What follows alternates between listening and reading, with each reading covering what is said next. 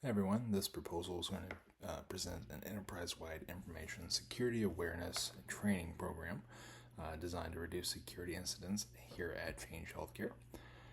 The program is going to focus on employee behavior, role-based education, leadership accountability, and measurable improvements in security performance. The purpose of this is not simply to provide the employees with annual cybersecurity training. Nobody wants to just sit through training every year for no reason. The goal is to create a measurable change in employee behavior that's going to reduce our operational risk. Um, the executive summary here, we've all been a part of this. We've all seen and heard and been a part of this entire thing the entire time. So there's really no need to recap what we already know. Some of the common security issues that we face every day. I wanted to color code these as kind of a lower to higher end, but they are all just as severe.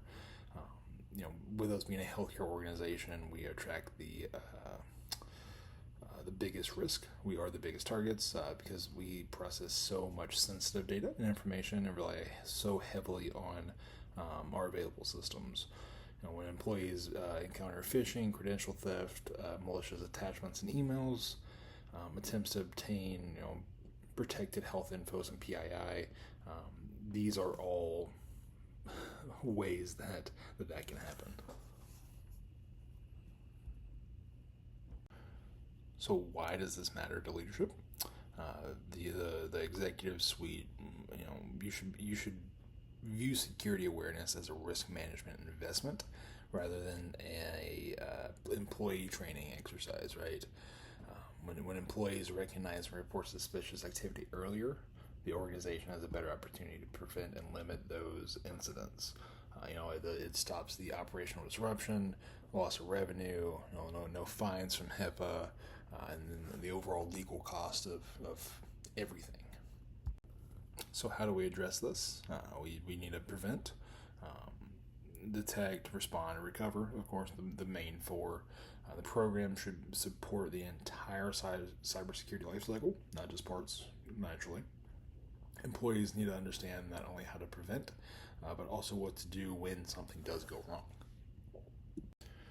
And as you can see here, the program components, only one block is green, and I know that. And the reason for that is that's where I believe all of this should truly start. When we have a new hire, we bring them in fresh. We teach them our way of how to secure, protect, and prevent from the start.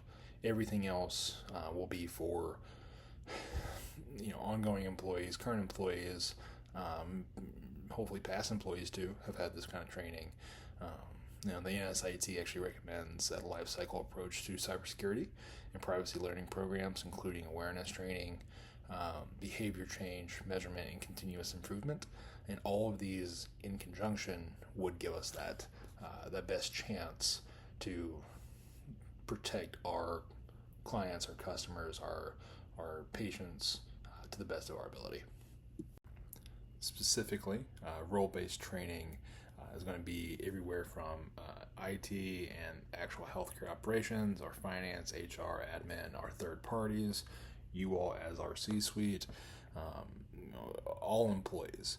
And this is going to break down to specific roles have specific functions and specific things that they need to be looking for.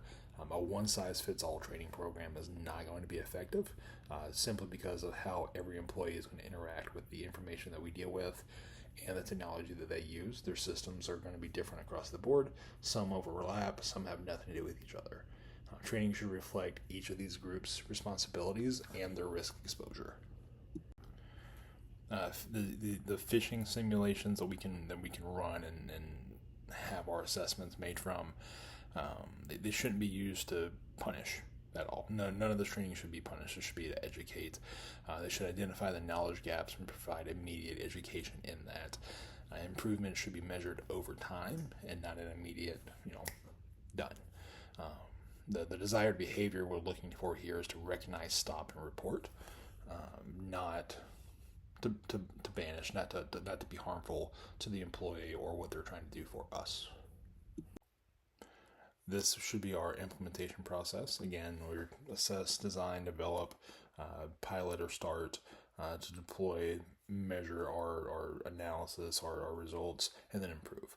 This system is going to be repeated every year. It should be repeated every year. If we're not, we're going to become stagnant and not become more secure in our operations. Again, our timeline here, the first 2 months should be assessment, just setting baselines. Months 3 and 4 is development, coming up with how we're going to become better. 5 through 7, we're going to pilot, we're going to select departments that may or may not need additional help, work on those and correct those deficiencies. Launch training programs and see boots on the ground, actual simulations being tested in months 8 and 9, and then 10 and 12, 10 through 12 are just going to be our evaluation to repeat everything before. Some of our measurables here, phishing click rates, assessment scores, phishing failures, or repeat phishing failures, policy violation numbers. The example is that we want to reduce phishing clicks by 40% within 12 months. It seems like a lofty goal, but very doable with the proper education. And how do we do this? How do we measure this? We need to set baselines and then goals from there, right? So training completion, if our baseline is, say, 75% of our people are trained, we want that to be 100, of course. But a realistic goal with turnaround and turnover rates somewhere above 95 would be sufficient, right? And security and accountability starts with you. Here in the C-suite, you are the ones that approve the programs, approve the funding, establish the expectations, and then everybody below that follows that, right? In the end, executive sponsorship is going to be critical in moving forward and becoming more secure, right? Security is everyone's responsibility, but accountability must be clearly assigned.